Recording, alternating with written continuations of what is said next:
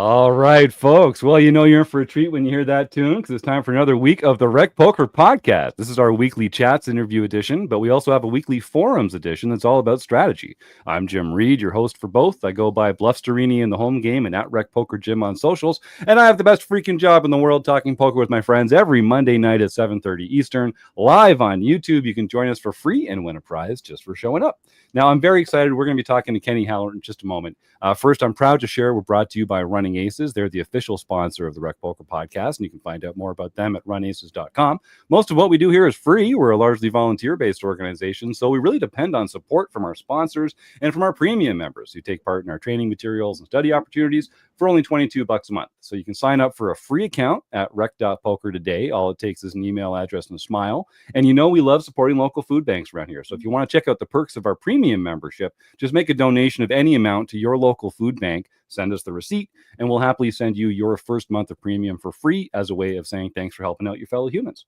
Now, speaking of fellow humans, you get to know my voice a lot because they let me host the show on Mondays, but I'm only one man and it takes a crew to make all the magic happen around here. We call our leadership panel the Wrecking Crew. If you want to learn more about me or the rest of the Wrecking Crew, you can go to rec.poker/crew or just listen up because you're going to meet a few of them right here on the air tonight. We've got a full house with Lori-Ann Persinger, Rob Washam, John Somsky, Rob Gardner, Joe Coolis, and even our invisible producer, Chris Jones. Now, I'm looking forward to getting into what's going on with the crowd this week. None of you have as cool a story as I do because I have a new Blue Sky avatar picture because Andrew Brokus did a sketch of my face, and it gets better. He did it to provoke feelings of anger and jealousy from Phil. So this is like the greatest gift on so many levels. I cannot believe it. It's one of my most crowning achievements in the world of poker.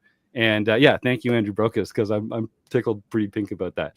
Who else has something cool that happened? I know it's not going to be as cool as that, but still, see what you can do.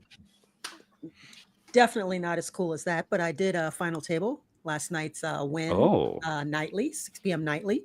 Unfortunately, nice. I was also the first one out. Played the very first 3 hands and lost all 3. But that's the worst part is that the guy who wasn't even there, he abandoned his chips with we were down to 12 players.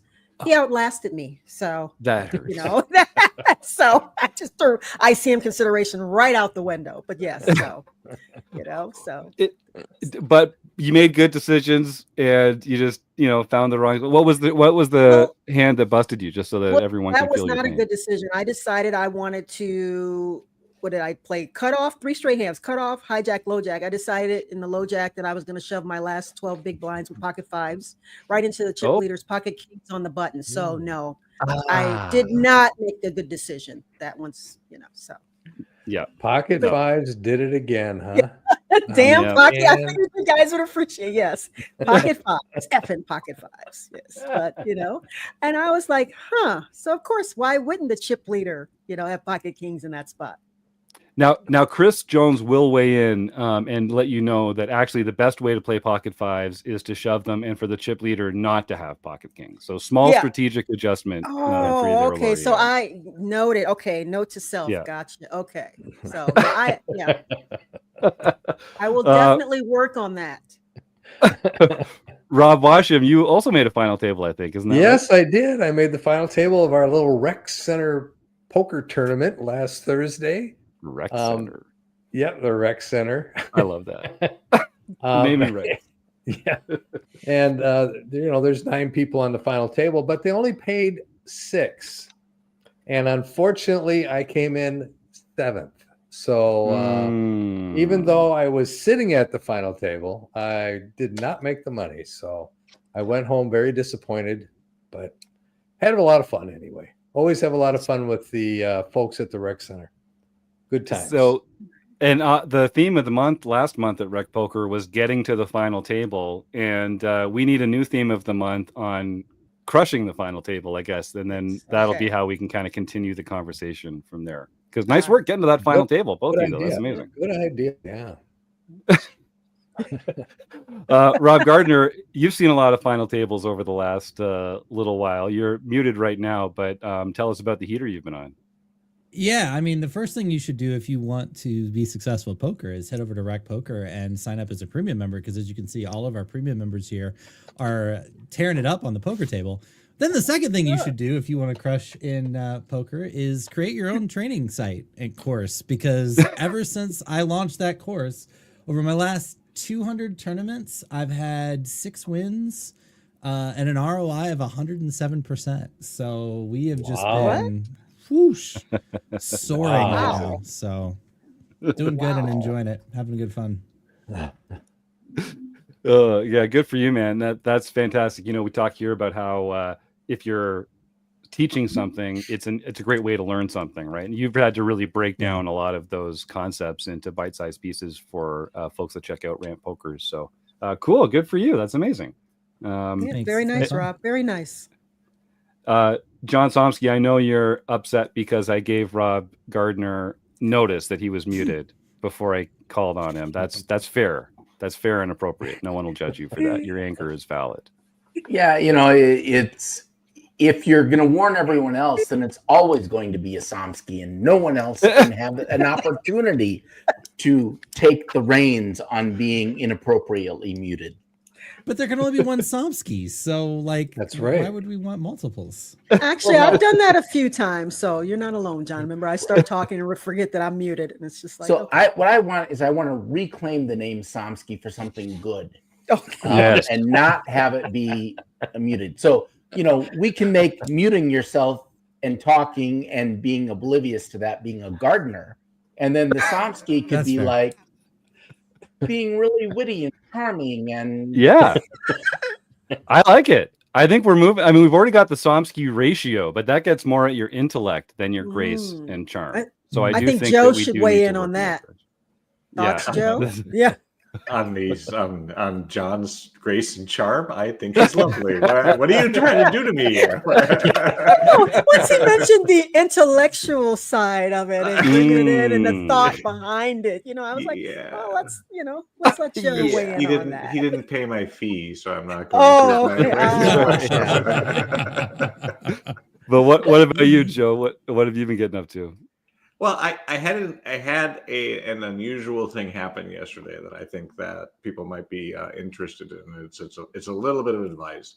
So sitting in the middle of my living room last night, I received an email from somebody whose name I didn't know, and it turns out this was a student from 1998 in my first Intro to Psych course, and he had very pleasant things to say about me, and I knew it wasn't a scammer because my favorite my favorite song of all time is Scenes from an Italian Restaurant, and he identified that I'd used that as a extra credit question on one of my exams. Wow. And so it's just kind of jarring. He just said that there were things in the class that he remembered and he enjoyed the way I taught and that it meant a lot. And I think the only reason I'm bringing it up is not to say okay, I got people still saying good things about me. That's not really what it is at all. But I think that, some people know that the last year's been a little bit difficult actually the last couple of months have been difficult for some of us working in certain fields. And it reminded me how important one person saying one good thing to somebody can be meaningful, particularly when it's either not expected or that it just has, some heart behind it, because I didn't expect it to come in. It's not as if I got 6 million likes on YouTube or subscribers or things like that, or and so on. But when somebody spends the time, so my recommendation to people is, if you know of somebody, even if it's like, you're thinking, well, why would they want to hear from me? Because I still don't know this guy, but it's important to just send those statements out to people, because sometimes you may be hitting the mark pretty quickly. So. That's good. Wow. Yeah, so nice that's the blast man. from the past. Very nice. You were keeping it a secret. Very, very nice story. I like it. Very nice. Well, the last thing I want to mention, we were talking about John Somsky and all the great stuff that he gets up to. We've actually also got our Go for the Gold tournament coming up at the end, or April 16th, actually. And let me see if I can I'll put the link in the chat. If you're a regular listener and you know a little thing or two about our home game club, then you might find a little Easter egg in that event. But that one's going to be a lot of fun. John Somsky, just tell us a little bit about the Go for the Gold, and then we'll get on with our interview with Kenny Hallaert. So everyone who has won a silver pin has qualified for playing in the Go for the Gold. So once you win, you can play it every single year. And currently, this is the only way to win a gold pin. And we only have 2 people who've ever won them. The inaugural winner was Daniel Kennedy, and the second winner is just slipping my mind. I can't. Yeah, weird. Mine too. That's so strange. Sign up. You get to play every year. It's a very elite group. There are several members who still need to sign up for the club. Instructions are there. You will have gotten a notice from me, a chat on rec.poker for instructions on how to join. So sign up and play. Yeah, get in there. Mine. Yeah, weirdest thing. Because you've definitely won a silver pin, right, Rob? That's what you're saying? Oh, I was told all I had to do was apply for an asterisk. Is that correct? Oh, God. Why did I even? I knew asterisk was going to enter the chat. Yes. Damn it. That's on me. That's on me. I really opened myself up for that. All right. Yes, Kenny Hallaert, save us. Save us, Kenny. We're in desperate need of assistance over here. So I'm excited for this one. We've had Kenny Hallaert on the show once before, several years ago. Kenny, actually, I don't want to kind of poison the well. I'm just going to say thanks for coming back on the RecPoker podcast. And you know the way we start all these interviews, I'm going to let you put yourself in a box here. You've worn so many hats. You've been a TDA, a player, a writer. You've worked with Pokerstars. Like, how would you define your current role in the poker world? I'm currently next to still, of course, playing a reasonable amount of poker. I mean, not playing as much poker as I used to play. Let's say, like online is definitely a little bit less nowadays, and live poker, I'm also a little bit more selective.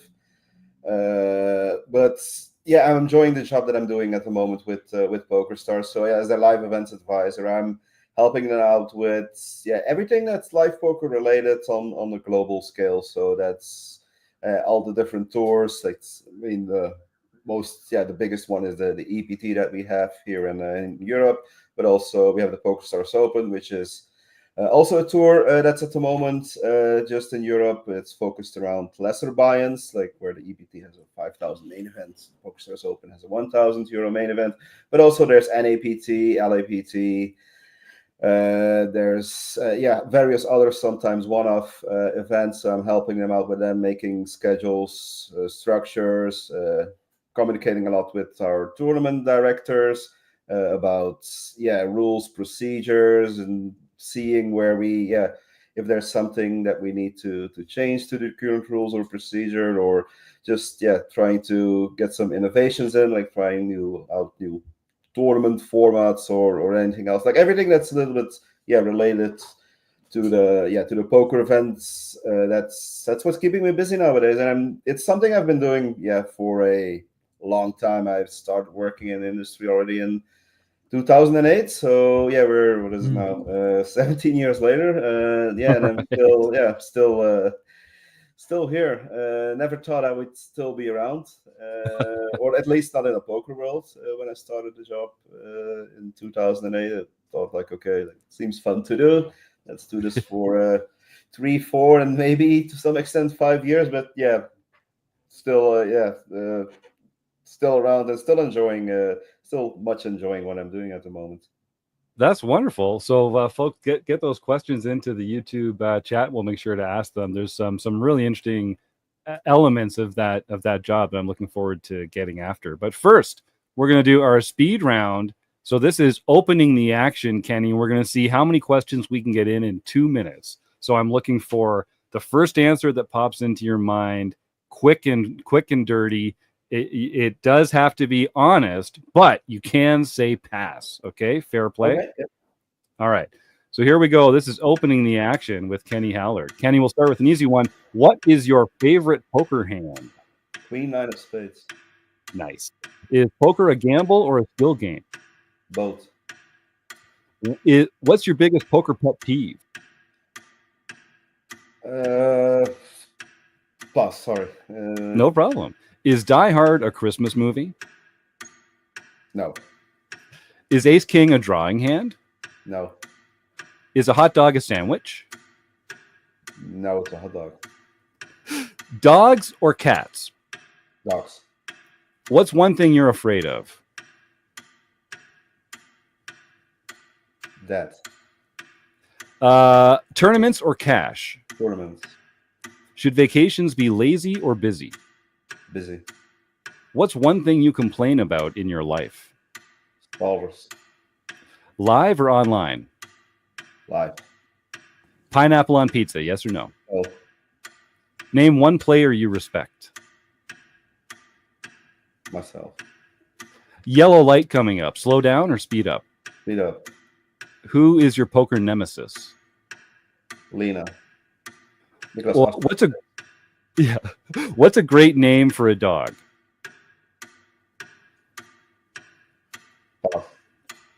Are you pro chop or no chop at the end of the final table? Depends on the money. Name one musical artist that you enjoy. Pass. Sorry. That's okay. We're getting into a bunch of them here. What hand would you never 3-bet with? And then and I've got one more question if we get to it. 7 deuce off. All right, last question. Let's say you're playing in a cash game at a casino and they have like a high hand promotion or a bad beat jackpot, and you're in the small blind and you want to say something to the player in the big blind to your left that indicates that you want to play the hand, but you can't say, hey, I've got a good hand to beat the high hand. Is there a code or something that can be said to the next player to tell them that you want to just kind of see a river and try and bust it? Not that I'm aware of. I mean, No. just check, I guess. Check and get the hand to show them, I guess. Yeah, that's, Yeah. Okay. All right. Oh, That is yeah. our opening the action with Kenny Hallaert. That's the end of that one. Good one. All right. We've got a proprietary algorithm that will produce a score for you that we'll share at the end of the episode, but some really good stuff in there. Thank you, Kenny. All right. Now, folks, I want to remind you again, get those questions in from YouTube, type them into the chat. We'll make sure that we ask Kenny your questions. We also want some suggestions for a stake study stack, which we're going to play at the end of the interview. So get some names in for that.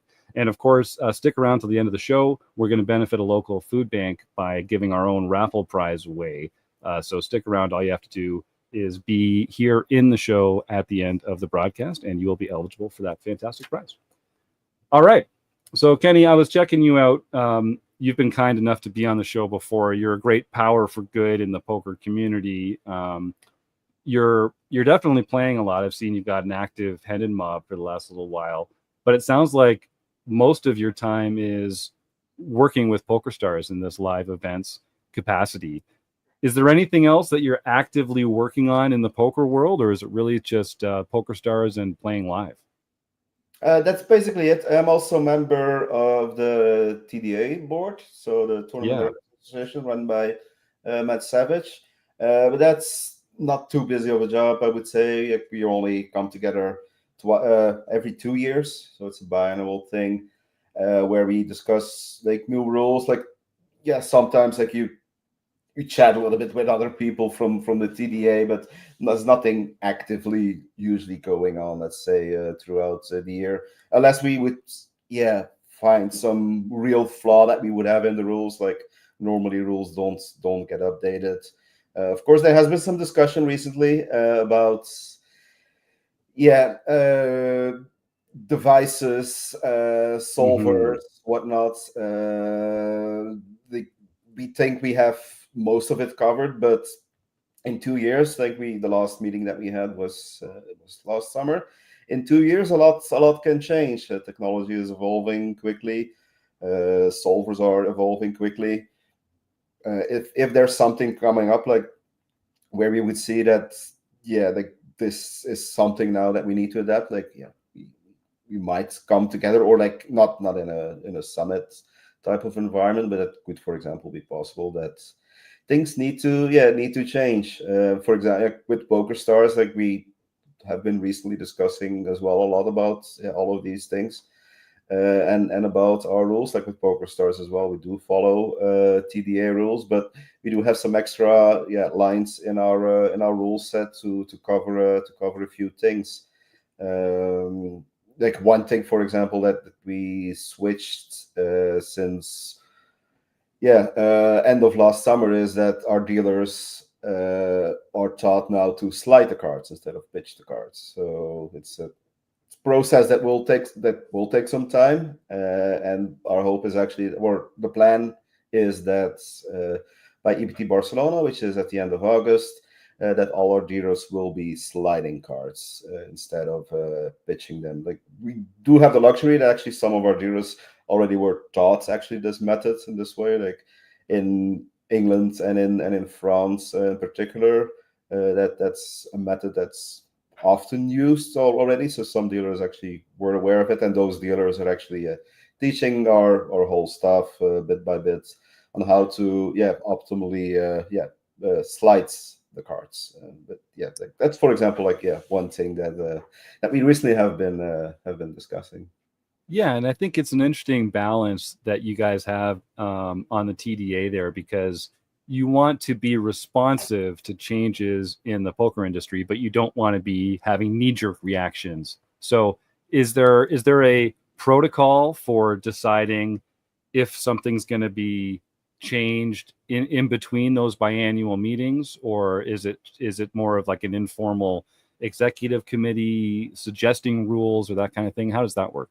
Yeah, I mean, for something like I said, to change, it needs to be big. Like we do have lots of it covered, and we do, and it's all also often up to the poker rooms or tournament organizers themselves if they want to make changes, because there's there's different types of, there's so many different tournaments and tournament series, and they all have their specific needs. Like if we at the EPT, like if we organize a €5,000 main event buy-in with, let's say, almost like around 2,000 entries, it's not the same as the nightly $120 that's taking place in, I don't know, Oklahoma or something. Like there's different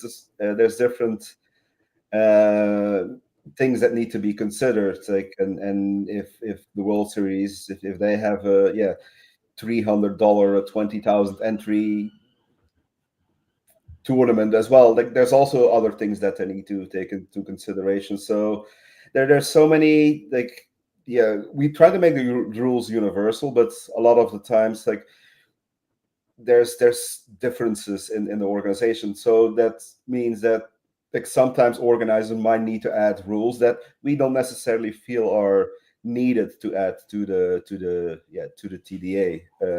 For example, using of phones, for example, at final tables. Like, if there's lots of money on the line, sure, like, let's limit the usage of electronic devices. But in the daily nightly in a local card room where there's, let's say, only a few thousand on the line, like, it's the chances that somebody is there with bad intentions, and it's all local players, are way smaller, of course. So we're almost non-existent. And then, do you need to punish, like, all the players that are just there to have a good time just for that tiny, like, microscopic chance that somebody would try to take advantage of it? I think the answer is no, and it's up to the rooms themselves to decide if they want to take different measures. And that's something I was kind of curious for your perspective about. I think a lot of different organizations have different ideas of the best way to approach using solvers at the table, having access to real-time assistance in the live poker arena. What do you think personally is the best solution to that mix of not wanting players to not be able to enjoy their time, but also making sure that everybody's using the same information and tools? Yeah, I guess limiting a little bit the usage, or like the possibility to the use of electronic devices is something that definitely can be considered. In a perfect world, like all the solvers would have some sort of delay on them as well, I think. But it's a business model that they have. Like, and yeah, we as organizers, of course, can't request such thing. I mean, we can request it, but yeah, it's not for us to decide how they should run their software and their business, of course. So it's hard to find like a perfect middle ground that suits everybody. Like a long time ago with Pokerstars, we decided to try and not let people let their phone rest on the table. So no electronic devices or any devices at the table, and it just didn't work because players are used to it, and dealers had constantly point out to the players that, hey, you can't put your phone on the table, and the players were getting annoyed by the dealers, and the dealers were getting annoyed by the players, and it just didn't work. So that was one of the reasons why we said, like, okay, like let's go to sliding, and now with the recent like scandals that have come out, so at least like we can still let the players use their electronic devices at the table, and then at least like we don't get angry, or like a little bit of a bad atmosphere, let's say, in the room, because everybody's a little bit annoyed with everybody. But like I said, that thing that I was saying, that was something that was done, I think, like 5-6 years ago or something, and it just didn't work. Also because we were the first one to try, and we were the only ones as well, so people were not used to it, and we decided to let it go. And now like I say, sliding cards feels a little like it's something at least that we have covered, and limiting the amount of things that can be on the felt or on the table, of course, and in general. But like it's hard. Like I said, you can't come up with a solution that fits all. That's what's with everything in poker. Like it's same for like making a tournament structure. Like you can never come up or a payout structure. Like there's always somebody that will complain. Like you can come up with a compromise that will be enjoyed by the majority of people, but some people will say, oh, there should be more players played. Other people say less players played. There should be more money for first. There should be less money for first.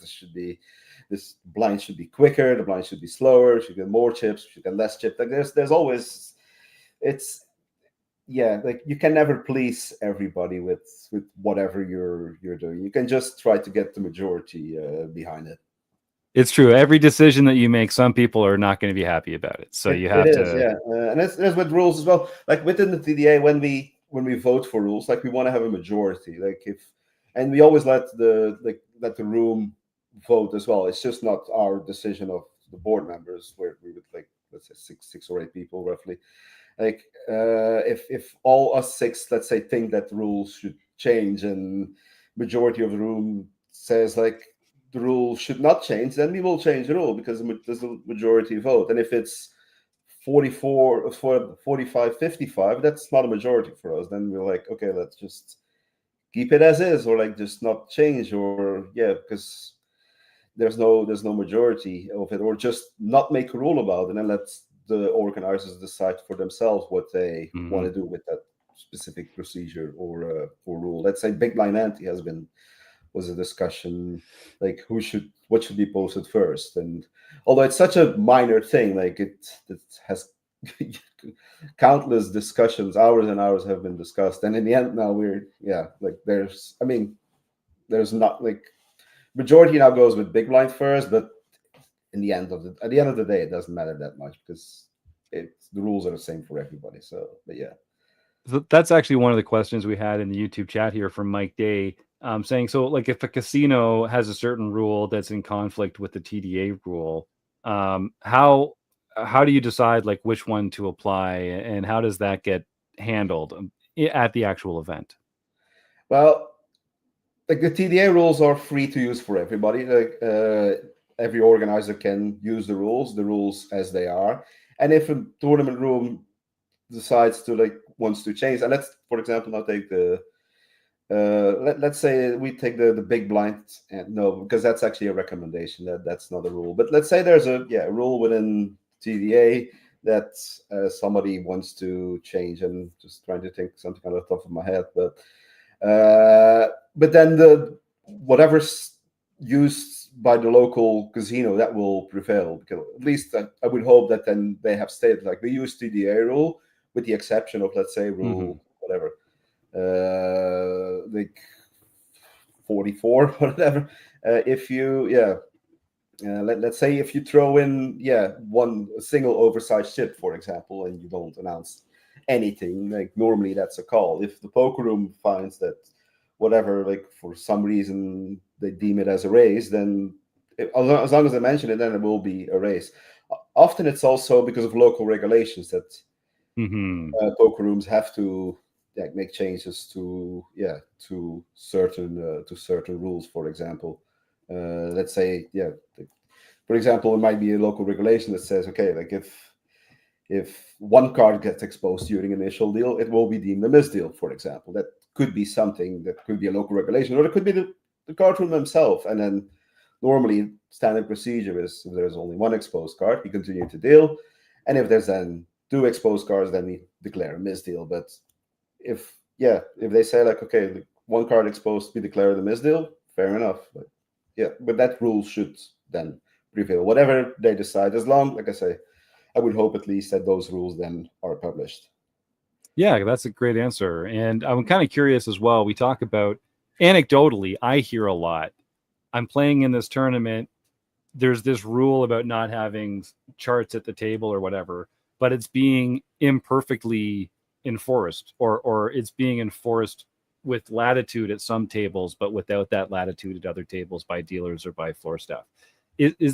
I'm sure it's a priority for places to have rulings be internally consistent, but how much control do you guys have over how this stuff gets enforced, or what can the venues do to make sure that when they're training up their own floor staff and dealers, that they are counting on them to interpret these rules correctly and apply them correctly and consistently?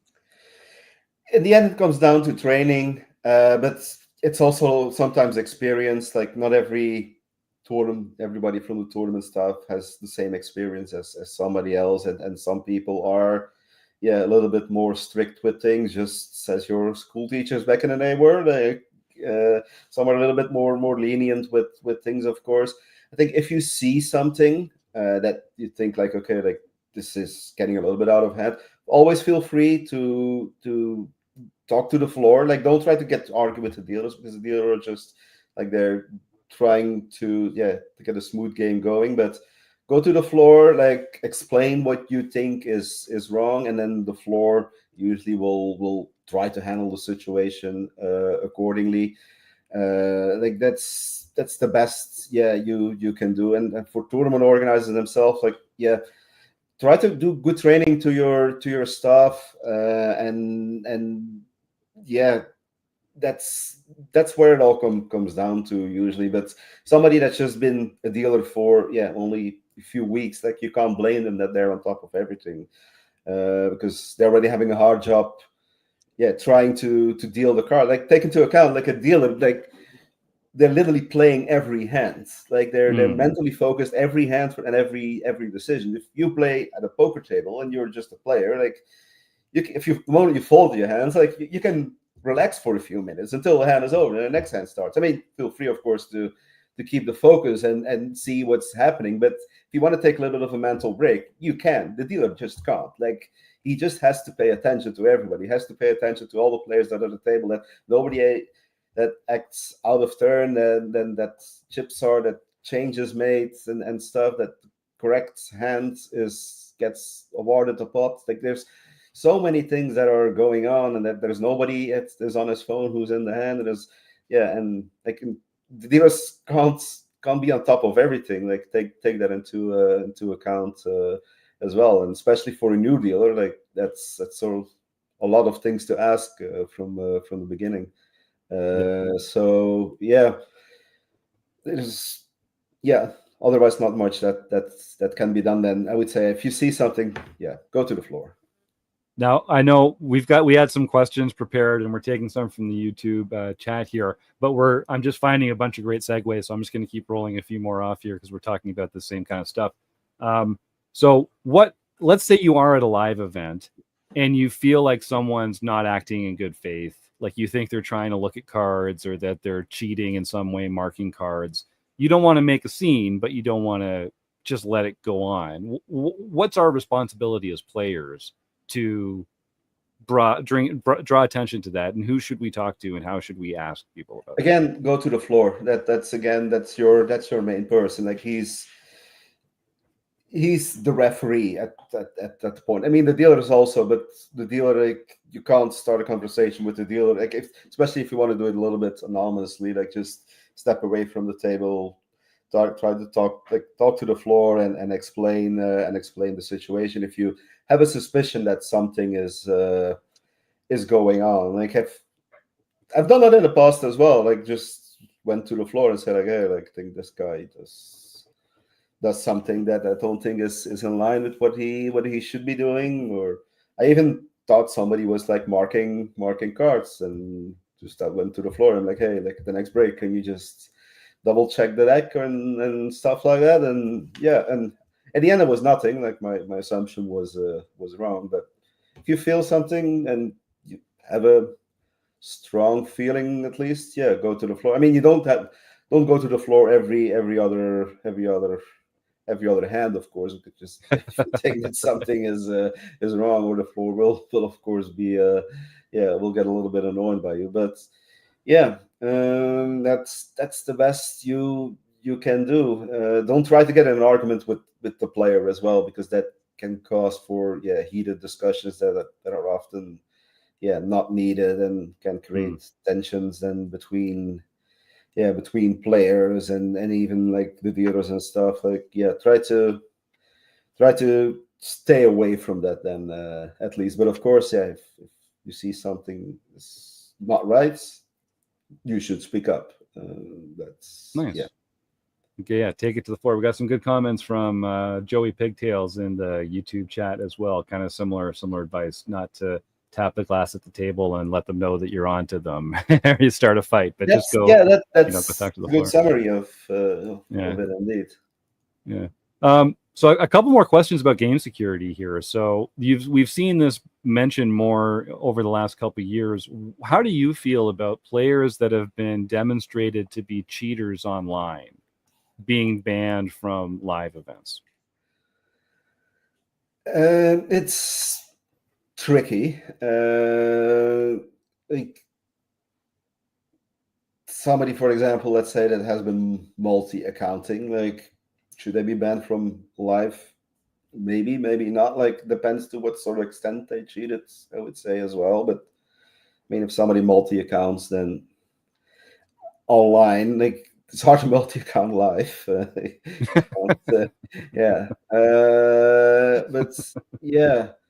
like, it's you have to decide again as a tournament organizer as well. Like, what's the type of tournament that you're running? What's the risk? Like, there's also, for some operators, some PR reasons behind it as well, like whether or not they want to ban a player. Like, if it's somebody that, let's say, was in a big cheating scandal as an operator, you sometimes like don't want to have the negative criticism on social media that player would be playing. And then if you do have the legal right to do it, because that's also often a thing, like often it's been asked, like, should we have a blacklist for players that have been caught cheating in live poker? In a perfect world, probably we should do, but on a legal basis, it's just like impossible to do. Like, we can't just put a big list on the wall of every poker room saying this and this player is banned, and like you're gonna run into some legal issues in a lot of places with that as well. Like, even if somebody gets caught cheating, like, you don't always have the right to just publicly share those names even. So it's it's very, very hard. Again, it's up to the tournament organizers to decide whether or not that if they want to ban somebody. But yeah, I mean, if players, for example, if they have been caught like grouping together, let's say, and sharing hole cards among them and chip dumping towards each other, I can understand that if you're an online organizer and you decide to organize a live tournament, that you're not welcoming those players at your table because they did not respect the integrity of the game. They basically cheated. So yeah, why should you then let them play in your event? Because also, like, for a lot of live organizers, that are linked to an online poker room, the live event usually is actually a marketing product, of course, for their online product. So yeah, I can see that some players then also are shown the door once they enter the venue trying to play a tournament if they cheated. So, but yeah, there's so many nuances to everything, and like, what if somebody cheated 10 years ago, like, and now have shown like good faith since the last 10 years? Like, should people get a second chance? And I think they do. I mean, it's sometimes players get sentenced in real life, and after a while they also get a second chance. So I don't see why that should be different than within poker. But of course, like, if somebody has done things that were not correct in the past, like, you should definitely think twice before you, of course, let them play, to make sure that they don't are a risk again to the other players that are playing at your venue. Well, thanks for exploring that with us. I know it's a complicated question. If you've got some more questions for Kenny, please get them in the YouTube chat there. I just want to remind folks that we're going to be doing our food bank raffle at the end of the show. And if you make a donation to RecPoker through the YouTube chat with a super chat or a super sticky or a super comment, we share a portion of all those donations with a local food bank as well. And if you'd like to find some other ways to help us out at RecPoker and support what we're doing here, you can go to rec.poker/support. We really do depend on the support from our premium members. And I love that we've got so many that are pledging their $22 a month to take part in our study opportunities and training materials. And I just want to remind folks, if you want to give premium membership a try, you can get your first month for only $5 by using the code RecPoker at checkout, or just by supporting your local food bank, like I mentioned at the top of the show. Lorianne, you had a question about Kenny's favorite hand from the opening. Why don't you get at him? Yes, I do. Hey, Kenny, how you doing? It's yes, it's kind of my thing, I guess. I always like to know the reason behind if someone has a certain hand that's not like, the standard aces or kings or something. And you said queen nine of spades. Is there a story behind that? A small story. It's nothing special. Well, I mean, you have to rewind back now. Probably almost 20 years ago. Was just playing online, and I think I was playing cash game. Fairly sure it was cash game.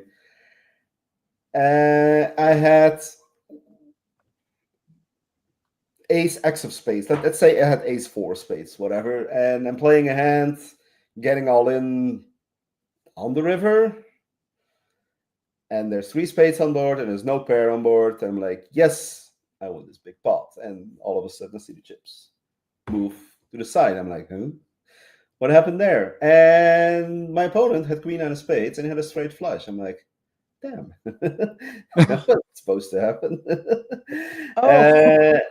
And that's the point. I'm like, okay, queen nine of spades will be a new favorite hand. That's the small story behind it. So it's actually, I lost the pot.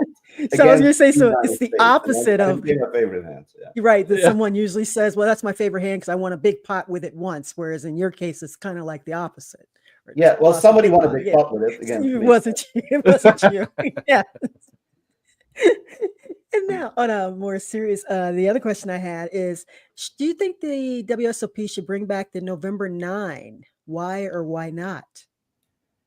I was the last era of players that played. It was part of the November 9. it was a definitely unique experience. Things have changed a lot. Like, I mean, this was 2016, so we're 9 years ago now. There's the 3-month break as a player, of course, is sort of nice. Like it makes you like able to prepare for things. And for the media as well, it was a perfect build-up. Like back in the day, there were the ESPN coverages, and then a few, let's say, maybe starting in September or something, they started to air an episode every week and build up. Nowadays, it's way more about live streaming, first of all. So like the way it got broadcasted back then wouldn't really work anymore nowadays, I would say. Live stream got so much better. So then it's, of course, easier to go straight. Like, you can just show it with a 30-minute delay, basically. Like, as good as live. Now, so it causes, to be able to just go basically in one flow and have it live. Also, it's resetting a little bit the whole scene, because even though like you've been playing with the players, like especially in the last few days, like you build up reasonable amount of history with the players, you develop good reads on them, and once you get to the final table, then in November, everything is basically reset, because everybody had time to wind down from everything. Everybody had time to get coaching. You're basically just playing a sitting go at that point, where there's no history, and it's just like the starting stack is a bit different for everybody. But that's basically that was basically what was happening, because everybody got private coaches, and it's like back in the days, like you and nowadays as well, like you still see history between players, like recent history. Like, okay, like somebody bluffed me just like yesterday or the day before in this huge hand, and people are more in the flow and they keep playing in the flow. Like there was the guy, I think, I don't know, there was one year that somebody started as chip leader and finished in ninth. Wasn't that the Danish guy, I would say, in around, I'm talking like 15 years ago or something. But like those are things that you wouldn't see in a November 9 setting, like, or rarely. Like, but that guy basically, he just bluffed away all his chips. But that's probably the way how he got to the chip lead in the first place as well, because probably just prior to the final table, it was like, okay, everybody wants to make the final table. I'm just gonna go full throttle here, and just gonna whatever, like Jamie Gold style, just try to go after every pot. And then Jamie Gold, he continued his run basically until he won. But that guy also kept going, and he just ran a few times into it. But that's something that wouldn't happen anymore. One minor thing, or actually I would have called more as an advantage, is as a player, actually you'll be able to get your family and friends over, like especially for us from Europe. That was actually a nice thing. Like people, it was a few months in between, so people had time to organize trip for players. Like people had time to take a few days, weeks of work. Of course that would be impossible. Like I wouldn't be able to call my friends and say like, hey guys, I made the final table again. Like, we're playing tomorrow. Can you catch an overnight flight to Vegas? Like that's just not gonna be it's gonna be harder to organize. So in that sense, that was nice. But I think overall, it's nicer if you just play the final table. Just keep going with it. Keep the flow going, and it will create for better poker.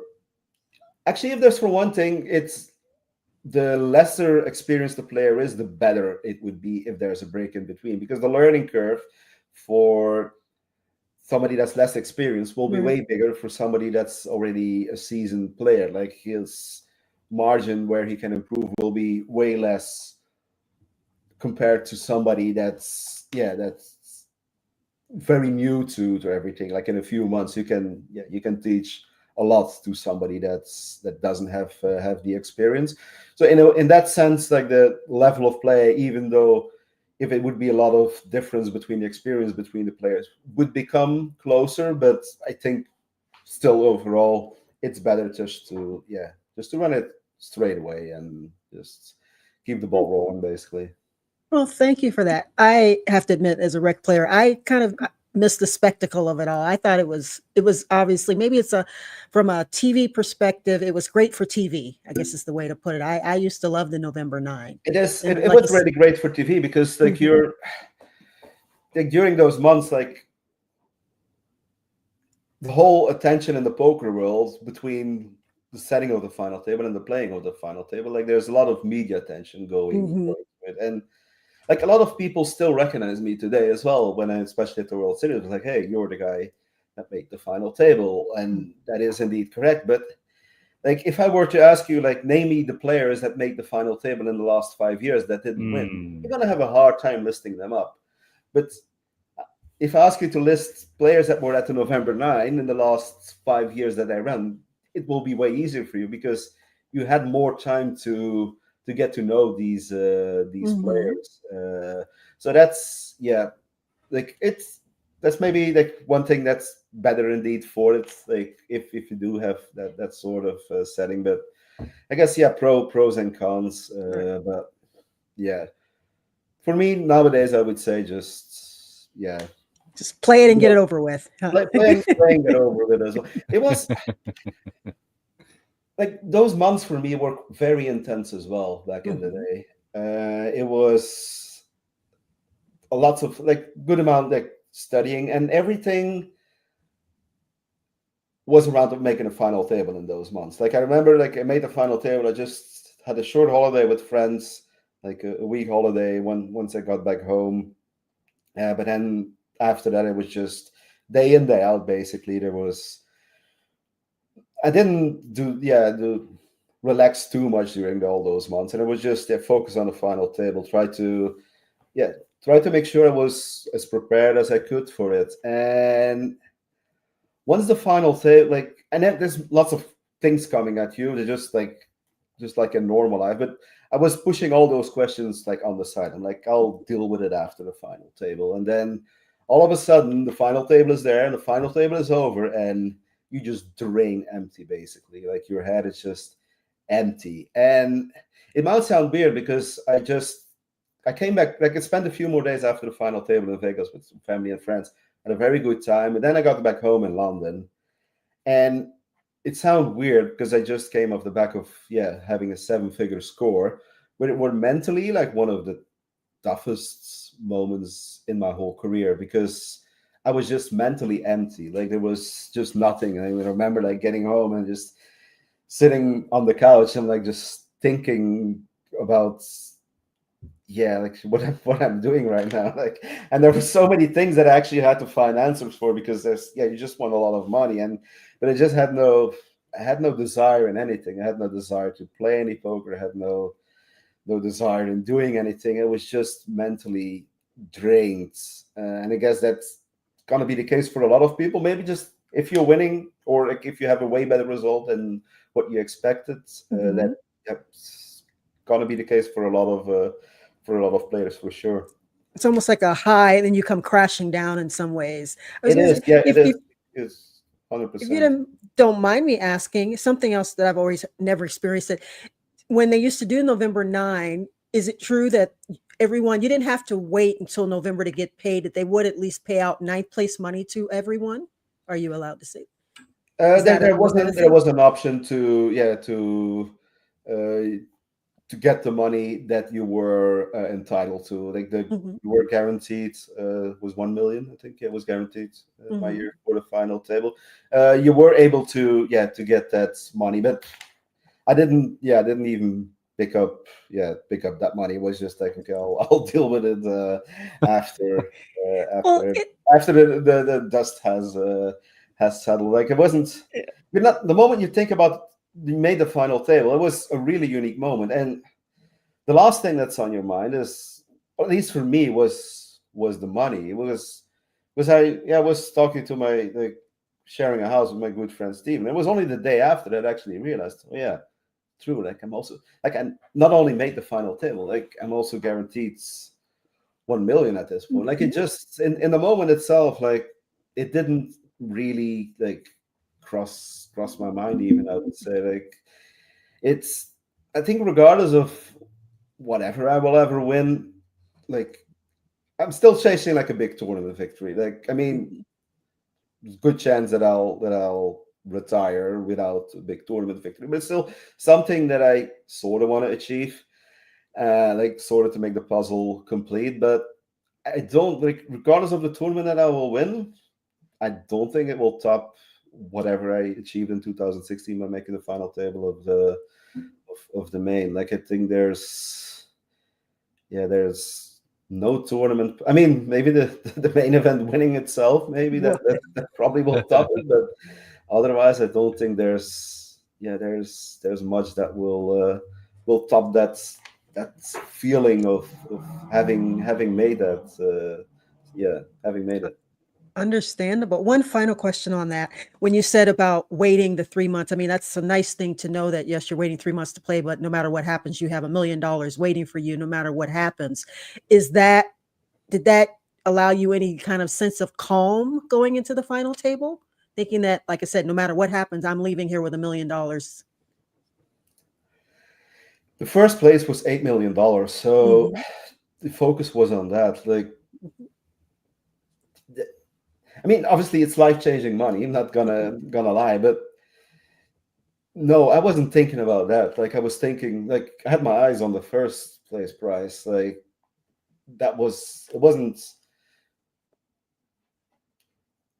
I didn't feel like I was free-rolling or anything at that time. I felt like, no, like this is going to be a unique opportunity here for me to become not even 8 million, to become world champion of poker. That was. Like, that was the focus, actually. Like, not even the money. I know, like, you're gonna get a good amount of money, and I know, obviously I knew what the payouts were. Like, it was 1 million guaranteed, and then it was really flat until I think 5th place or something, and then things, I think, probably might even be only 4th place. That was more than 2 million, if I'm not mistaken. Yeah, I got 6th for 1.4 something. So I think 4th place was only like 2 million plus, which means it was very, very top heavy as well. So there was also something, but there was the title of world champion. That was, for me, what was on the line. Like, having your banner forever hanging up in it was still in the Rio back then. That was the goal, basically. And yeah, of course, the money is nice, will be nice, like whatever you're gonna win. But it was second, basically, to the pride and the glory that was on the line. Well, we've got. I was going to actually ask about how you sort of calibrate for success now, and like what you're still hunting for. But I think you already kind of answered that. Yeah, I appreciate that. That's I'm still like winning a nice big live tournament. That's still something that I want to achieve in my life. But if I don't, I will be happy with it. Like I said, I've been playing poker for more than 20 years. I've been way longer in this than I ever thought I would be. Like, everything is that I achieved, like, I will always be, whenever I'm done, like, I will happily look back at my my full poker career. It will be nice to add it to my resume, because it still feels like the single piece of the puzzle that is sort of missing to it. But I will definitely be able to live with it. I mean, I will have to, probably, because I won't have the choice. But no, like, I'm playing, like I said, a little bit less as well. Let me ask you about that, actually, because this is another thing you're famous for, is the spreadsheet going into the summer. If our folks don't know, sort of, how do you choose where to play, and do you take pleasure in sort of providing this resource to the rest of the poker world? Well, to decide where I play, I look at the spreadsheet. That's basically yeah. Like, I make a plan, of course. Like, if for the summer, like I have an idea now, like although like everybody seems to be very late with their announcements. Like I remember last year, like this by around this time, pretty much everything was released, and now I'm still waiting for a lot of. I mean, pretty much all the rooms to because it's only the World Series and the Win that have released their schedules at the moment. But I will have a plan. But then it's so much dependent on the day itself, because there's so often you make a day two, so often you want to take a day off, you feel a bit tired, you want to take half a day off.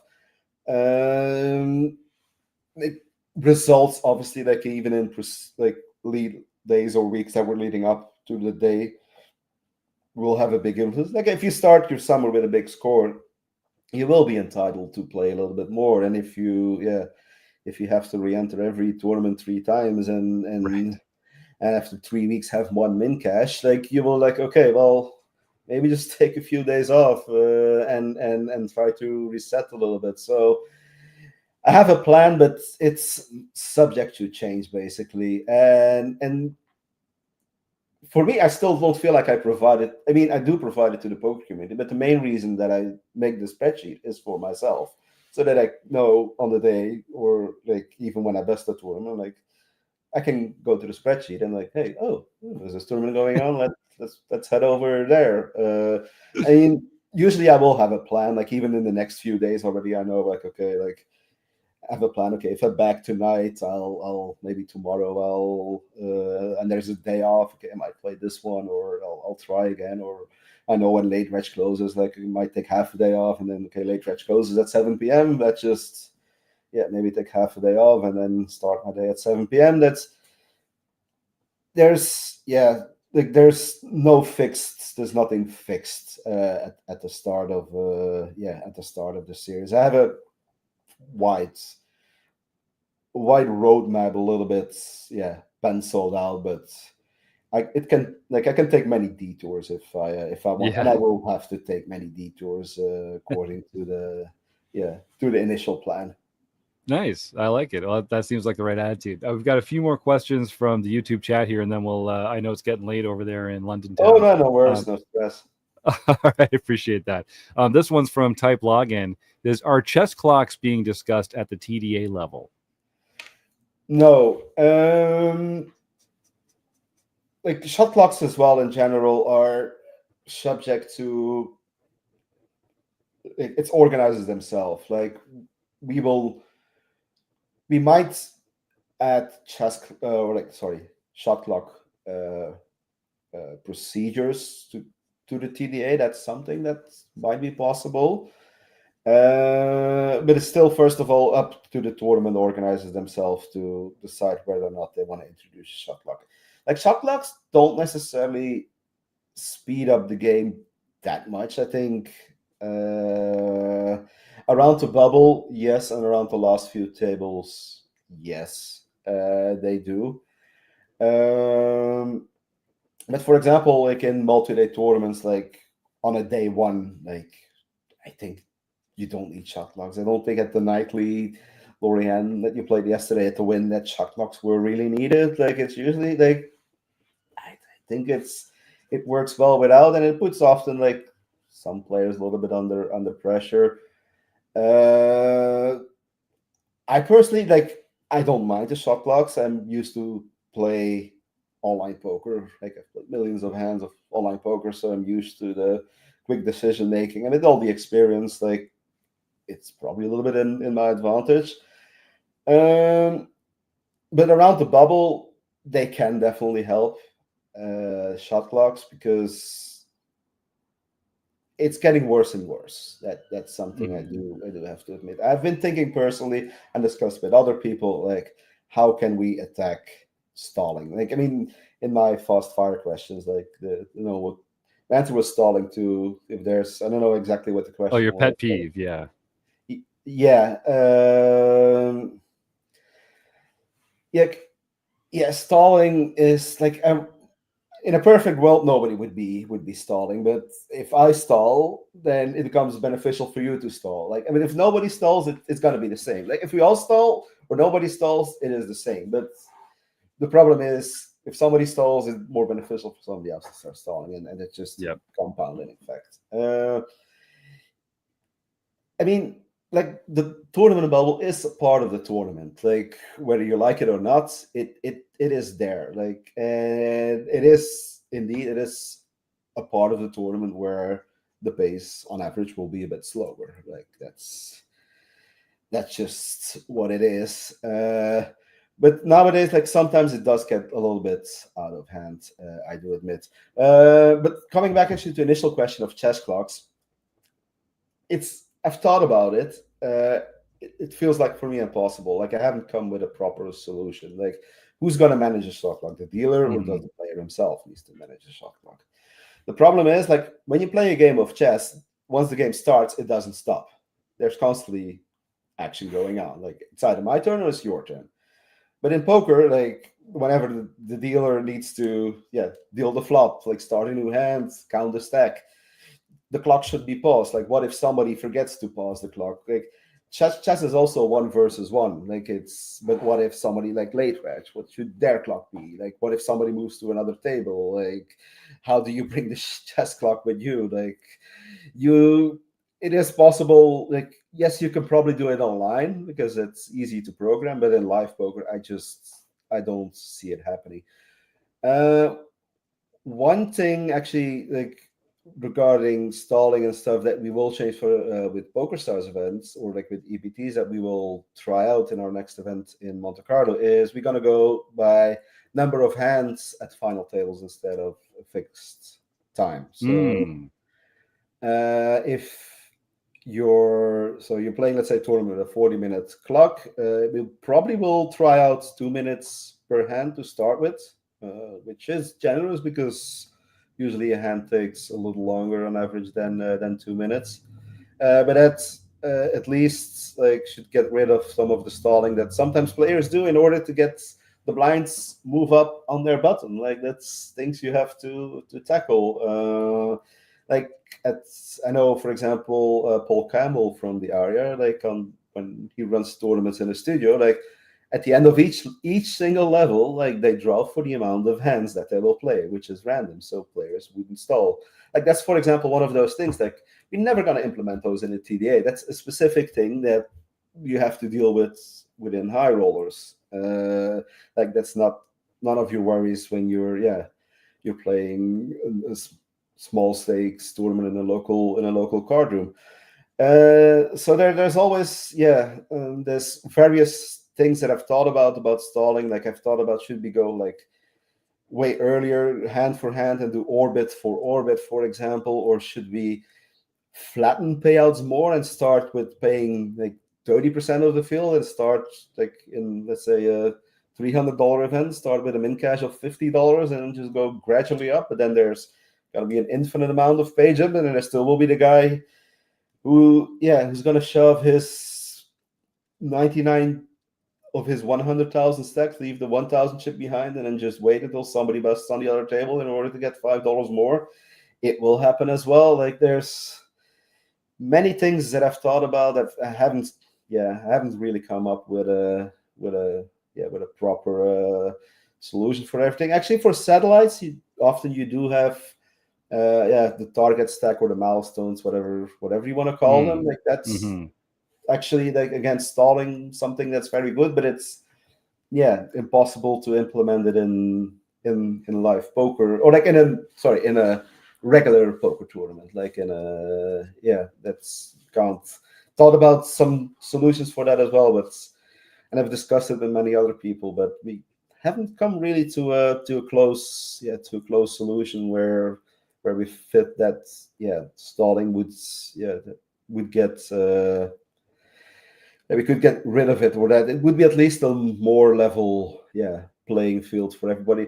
Like, random table breaking order is also something now that we have with Pokerstars event, and I've seen some other operators doing it as well. So when we're down to 5 tables, instead of having a fixed order of like go high to low or whatever, we just draw for a table that will be broken. So there's also no more advantages to be taken on that side, because that's the problem nowadays. Like all the players, they try to extract every single, like try to squeeze every single quarter out of a poker tournament nowadays. Like the days when we just all went out, all went to play tournaments, when there was no re-entry and you just sat down and when you busted, you're done. Like those days are long gone. And yeah, we didn't where people didn't care about the bubble. I mean, or like at least they didn't waste our time. That's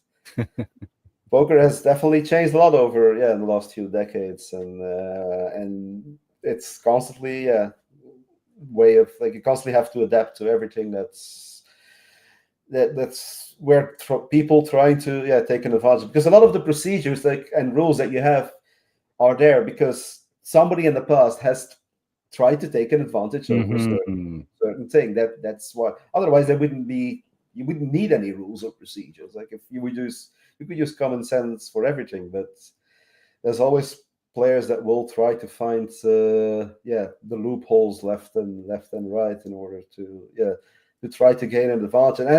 And it's usually the more experienced players as well that try to take the advantage. And like my idea is always like we want to protect the recreational player. Like that's for me very important, because the recreational player often doesn't know that he should be stalling. Like right. Yeah, but I mean, he just tries to have a fun evening, and then all of a sudden it takes 7 minutes to play a single hand when there was no flop basically, and the guy's like thinking, what's going on here? He has like no clue, but he's playing fast, and basically he's putting himself in a disadvantage, and that's just not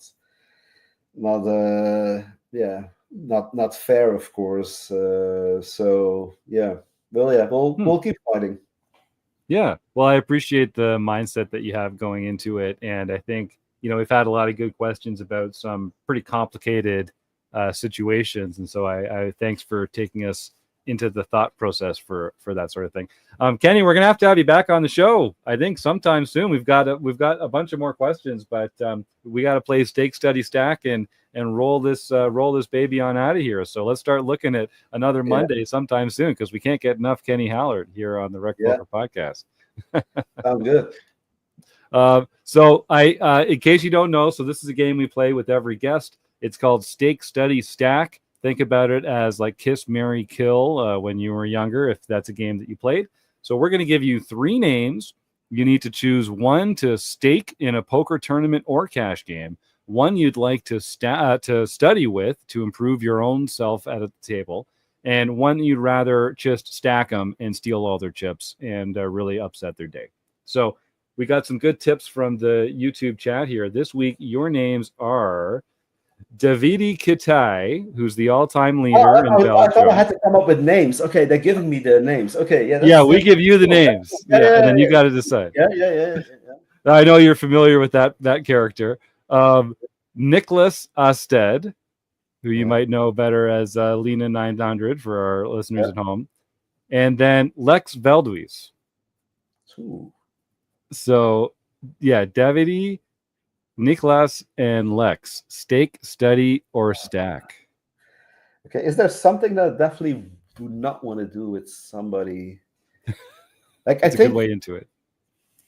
I mean, how much time do I have? No, you. I want you to give an answer that you're comfortable. I think Davidi is live poker. Like, I really would love to study live poker with Davidi.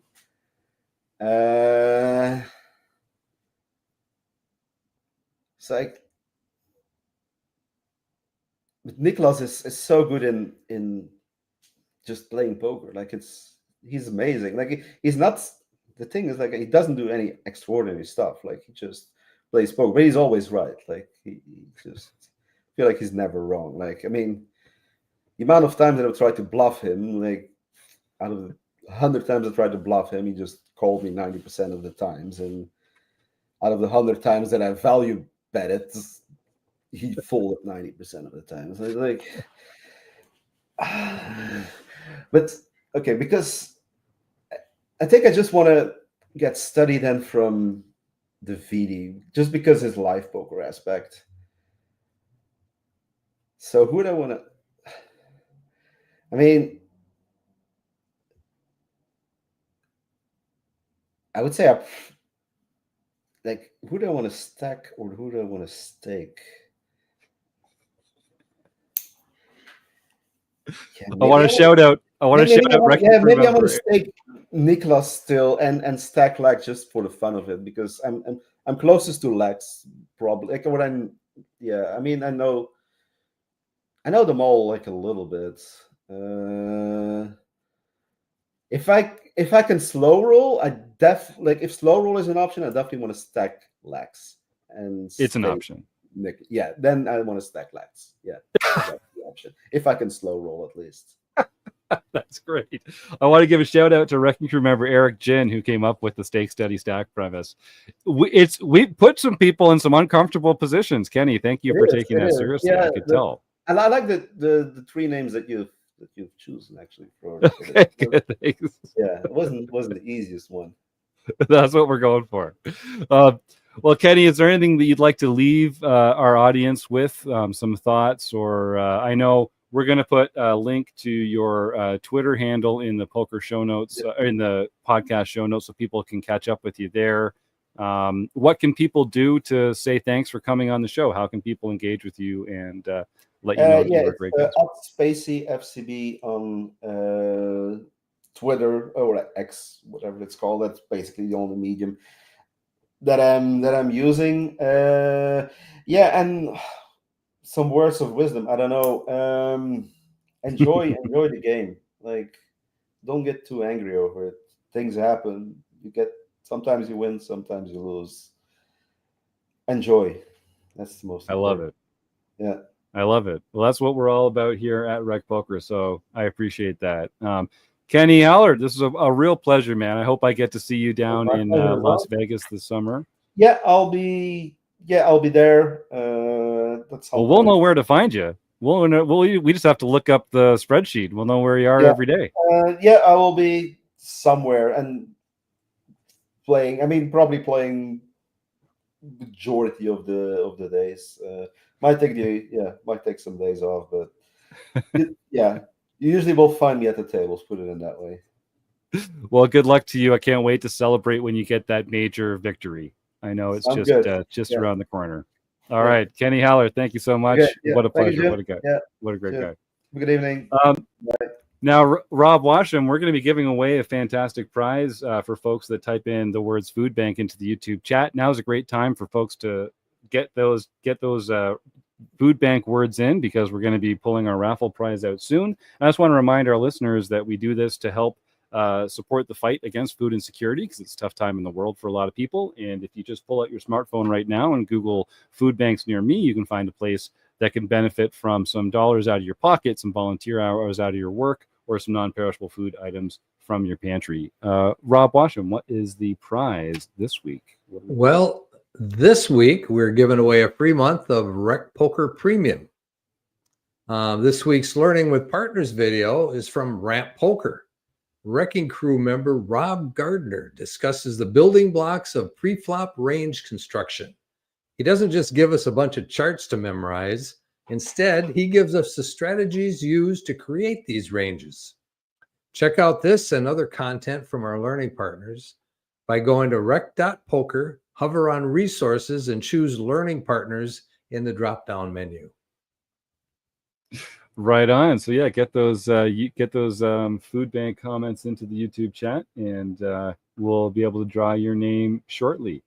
Well, that was a lot of fun. I really enjoyed our chat with Kenny. Rob Gardner, you've got our RecPoker scoreboard results to share from the month of March. I do. I almost pulled a John. I can't call it a Somsky anymore. We're not allowed to for regulations. I saw it happening in real time. I almost pulled a John. So really cool. Last year, we started the tracking for this in August, and last year we hit $200,000 as a milestone in month 5 in December. This year, we hit it at the end of March. We're officially at $215,000 and $215,563 in cashes from our premium members this year. We had a $37,000 month. We're now to 214 final tables, 100 podiums, and 36 wins from the community.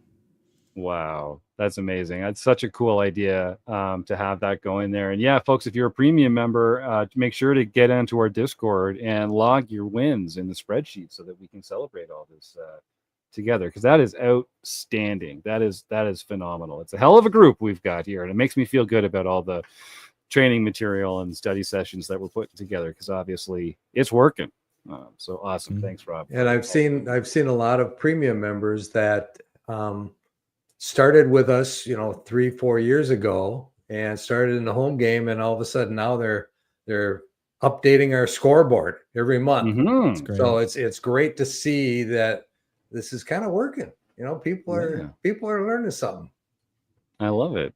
John Somsky, a lot of our folks are learning along with us in the home game club. You're Mr. Home Games over here at RecPoker. Why don't you share an update with us? All right, we'll start off with our No Limit Hold'em Championship Series. This is held the first Wednesday of every month, and we have points that accrue so that you. Wow, my picture is frozen, isn't it? That's we couldn't get you on the muting, so we're just freezing you instead, apparently. Okay. This is anyway, great. Looks good, John. Looks good. Yeah, this is why we're not the pro.poker website. I don't think he's actually frozen. I think he's just giving you the stank eye, Jim, and it's just like a pretty good one. I like the freeze frame. Honestly, I hope we memorialize this. All right, sorry, John. Please continue. Yeah, describing visual things is great for people listening on a mostly audio format. So anyway, it's held the first Wednesday of every month. We can't keep points, and whoever earns the most points at the end of the year is the winner of the Player of the Year series, and your top 10 scores count. So even if you have to miss a couple, you're still going to have plenty of scores to be a contender. So Bone Crusher 14, Marcel Dusick, got his first No Limit Hold'em Series championship of the year. 7 High 11, who came in second place on this event, John Crowell, has taken the lead of the Player of the Year points race by 4 points. So John Crowell, yes. Oh, that's awesome. That's what I was saying. John's been with us for years, and he has just been killing it lately. Yeah, well, he's been in lots of the study sessions. Even back when I was doing them, he was there and always brought good material there. And I'll tell you, John, when John joined RecPoker, he was the first to tell people that he was not very experienced, that he felt like he had a lot to learn. And then over the months, you could tell he was really picking it up, asking really smart questions, and still trying to find time to play more frequently. But we've referenced him several times on the forums edition of the podcast, and it's great to see this ascent. This, like, John's like the poster boy for what we're trying to do here. He's got that. He's not afraid to learn. He's bringing that good poker brain and starting from scratch, and now he's leading the Player of the Year race. I mean, that is such a cool angle. I'm so happy to hear that. Congratulations to everybody involved, but super, super congrats for John. That's Marcel. That's amazing. And you just mentioned Marcel Dusick beforehand, who's also one of the he's like the Canadian version, I think, who has just been on a hell of a heater for the last couple of years. Just like couldn't happen to nicer guys to see these two cutting it up in the home game club. All right. No, wait a minute. So the Canadian version is, you typically think that the average Canadian is nicer than the average American, but I don't know that you can get that much nicer than John Crowell. He's a nice guy. He is a very nice guy. Okay. So Cooler Fish 761, Sean Brown won his first nightly tournament for the year. Jay Sedham, Jeff S. got his 4th nightly tournament for the year. Really Mad Guy got his 3rd nightly tournament for the year. Isma got his or her 3rd nightly victory for the year. Wow. And then a really mad. Okay, the other one was the second time. This one, a really Mad Guy got his 3rd tournament of the year. So 2nd and 3rd all in 1 week. And he unfortunately he didn't split them between March and this to make sure he got his win in the Player of the Year or for the Tournament of Champions. But anyway, Stewie 13, Stuart Carriage got his first international victory for the year. Larson's Opening, George Borden got his first international victory for the year. And Graphic 16, Roger Schutte won the LPP event for the first time this year. He can contact info at rec.poker for his free month at Learn Pro Poker. That is so cool. I mean, you hear a lot of names because we play a lot of home games in our free Play Money home game club, but the prizes are real. And Roger Schutte, congratulations. I love that. So Roger's one of the guys. We talk about Rec Poker being like mostly volunteer based, and it's guys like Roger who are putting their time in and helping us out with all sorts of stuff behind the scenes. So it's great to see him ascending and continuing to rock that winner's circle. So Roger, send the email to info@rec.poker, and you'll love your free month at Learn Pro Poker. And kudos to everybody in the home game club and some OGs. So I recognize some names from Minnesota there at the Running Aces crowd, but also a couple new names as well. So I love that we're getting all sorts of action in the home game club. Is one of the things I'm most pleased with over here at Rec Poker. All right, we got our official Ripley mention or sighting here on the show. I think it's time to give away a prize and roll on out of here. So while we're setting up the wheel, I just want to mention that you've still got time to get out to Running Aces. The Mid-States Poker Tour is active until April 13th. And after that, it's going to be time to start getting excited for Rec Poker Weekend in August. Here we've got everyone who typed the word food bank into the YouTube chat. Let's see who the winner is going to be this week. And if it lands on food bank, I'll be making a donation to a local food bank. Eric Anderson, congratulations. So Eric, longtime Rec Poker member and prolific poster in the forums and on Discord. Send an email to info@rec.poker, Eric. Because you're already a Rec Poker Premium member, you're going to get to choose from some other fantastic prizes that Rec Poker Santa has in his gift sack waiting for you. All right. I think that's all we have for tonight. Thank you to everyone for joining us here in the YouTube chat. Big thanks to Kenny Hallaert, Joseph Koulis, Rob Washam, Lorianne Persinger, Rob Gardner, John Somsky, our invisible producer, Chris Jones, everyone on the Wrecking Crew for all their contributions throughout the year. You in the YouTube chat, we couldn't do it without you. That was so much fun. Thank you. And of course, the listeners at home, you're what we get out of bed for in the morning. We'll see you next I'm week. waving verbally. Oh, I'm live. We got him. Ripley says goodbye, everybody.